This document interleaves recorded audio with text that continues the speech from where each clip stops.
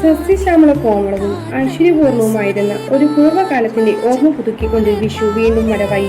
കണ്ണന്റെ കമനീയ രൂപം കണികണ്ട് ഐശ്വര്യവും സമൃദ്ധിയും നിറഞ്ഞ ഒരു വർഷത്തെ മലയാളികൾ ഉറ്റുനോക്കുകയായി. വിഷുവിന്റെ അതുല്യമായ ആകർഷണം എങ്ങും പൂത്തുലഞ്ഞു നിൽക്കുന്ന കണിക്കൊന്നകളും വീടുകളിൽ ഒരുക്കുന്ന വിഷുക്കണിയും തന്നെ. മനം കവരുന്ന സമൃദ്ധിയുടെ സൗന്ദര്യം അവ വിളിച്ചറിയിക്കുന്നു. നമ്മുടെ സംസ്കാരത്തിന്റെ പ്രതീകമാണ് വിഷുക്കുലേരിൽ ഒരുക്കുന്ന കണി. അതിൽ ഭക്തിക്കും ജ്ഞാനത്തിനും ധർമ്മത്തിനും മൂല്യങ്ങൾക്കും എല്ലാം സ്ഥാനമുണ്ട്. ഈശ്വരഭക്തിയിലും ധർമ്മത്തിലും മൂല്യങ്ങളിലും അധിഷ്ഠിതമായ ജീവിതത്തിൽ നിന്നും മാത്രമേ നീണ്ടു നിൽക്കുന്ന ഐശ്വര്യവും സുഖവും ശാന്തിയും ഉണ്ടാവുകയുള്ളൂ. അക്കാര്യം നമ്മുടെ പൂർവികർക്ക് നന്നായി അറിയാമായിരുന്നു. അവരെ സംബന്ധിച്ചിടത്തോളം മൂല്യങ്ങളിലുള്ള നിഷ്ഠ ആരെയെങ്കിലും കാണിക്കാൻ വേണ്ടി ആയിരുന്നില്ല, മറിച്ച് സ്വന്തം മനസാക്ഷിയോടുള്ള കൂറു പുലർത്തലായിരുന്നു.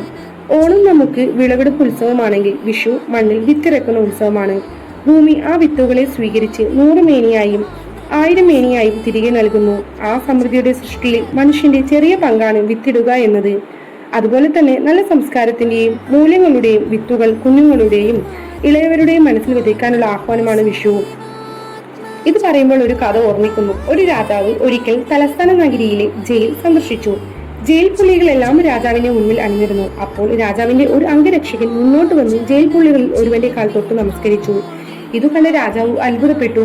എങ്കിലും അതേക്കുറിച്ചൊന്നും ചോദിച്ചില്ല. സന്ദർശനം കഴിഞ്ഞ് കൊട്ടാരത്തിലെത്തിയ ഉടൻ രാജാവ് മന്ത്രിയെ വിളിച്ച് രക്ഷകൻ നമസ്കരിച്ച ജയിൽ പുള്ളിയെ കുറിച്ച് വിശദമായി അന്വേഷിക്കാൻ ആവശ്യപ്പെട്ടു. അടുത്ത ദിവസം മന്ത്രിയിൽ നിന്ന് വിശദ വിവരങ്ങൾ അറിഞ്ഞ രാജാവ് ജയിൽ പുള്ളിയെ വിട്ടയച്ചു. ഇതറിഞ്ഞ രാജ്യസഭാ അംഗങ്ങൾ രാജാവിനോട് ചോദിച്ചു, അംഗരക്ഷകന്റെ അച്ഛനായത് കൊണ്ടാണോ അങ്ങ് അദ്ദേഹത്തെ വിട്ടയച്ചത്? രാജാവ് പറഞ്ഞു, ഒരിക്കലുമല്ല. എന്റെ അംഗരക്ഷകനായിരുന്നിട്ടും ജയിൽപ്പുള്ളിയായ സ്വന്തം പിതാവിനെ ആ നിറഞ്ഞ സദസ്സിൽ വെച്ച് അയാൾ നമസ്കരിച്ചു. അത്രയും ഉത്കൃഷ്ടമായ ഒരു സംസ്കാരം നൽകി മകനെ വളർത്തിയ ആ പിതാവ് ഒരിക്കലും അധർമ്മം ചെയ്യാൻ ഇടയില്ല എന്ന് എനിക്ക് തോന്നി. തുടർന്നുള്ള അന്വേഷണത്തിൽ മറ്റൊരാൾ ചെയ്ത കുറ്റത്തിന് അയാൾ തെറ്റായി ശിക്ഷിക്കപ്പെടുകയായിരുന്നു എന്ന് തെളിഞ്ഞു. അതുകൊണ്ടാണ് ഞാൻ അദ്ദേഹത്തെ വെറുതെ വിട്ടയച്ചത്. നല്ല സംസ്കാരം അത് ഉൾക്കൊള്ളുന്നവന് മാത്രമല്ല, കുടുംബത്തിനും അവൻ ഉൾപ്പെടുന്ന സമൂഹത്തിനും അനുഗ്രഹമായി തീരുന്നു. സംസ്കാര സമ്പന്നരായ വ്യക്തികൾ ഒരുമിക്കുമ്പോഴാണ് ഒരു നല്ല സമൂഹം സൃഷ്ടിക്കപ്പെടുന്നത്. വിഷു നൽകുന്ന മറ്റൊരു സന്ദേശം മനുഷ്യനും പ്രകൃതിയും തമ്മിലുള്ള ആരോഗ്യകരമായ ബന്ധത്തിൻ്റെതാണ്.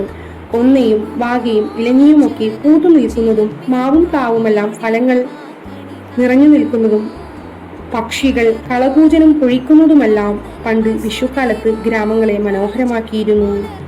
വിഷുപക്ഷിയുടെ ആനന്ദപൂർണമായ കളകൂജനം ഇന്ന് നമ്മുടെ ഗ്രാമങ്ങളിൽ കേൾക്കാതായിരിക്കുന്നു. നമ്മൾ പ്രകൃതിയോടിണങ്ങി മണ്ണിനെയും മലകളെയും നദികളെയും വൃക്ഷങ്ങളെയും ജീവജാലങ്ങളെയും ആദരിച്ചും ആരാധിച്ചും സംരക്ഷിച്ചും കഴിയണം. അങ്ങനെയുള്ള മഹത്തായ സംസ്കൃതി നമ്മുടെ പൂർവികർക്കുണ്ടായിരുന്നു. ആ സംസ്കൃതിയെ വീണ്ടെടുക്കാൻ ഈ വിഷു എല്ലാവർക്കും പ്രചോദനമേകട്ടെ.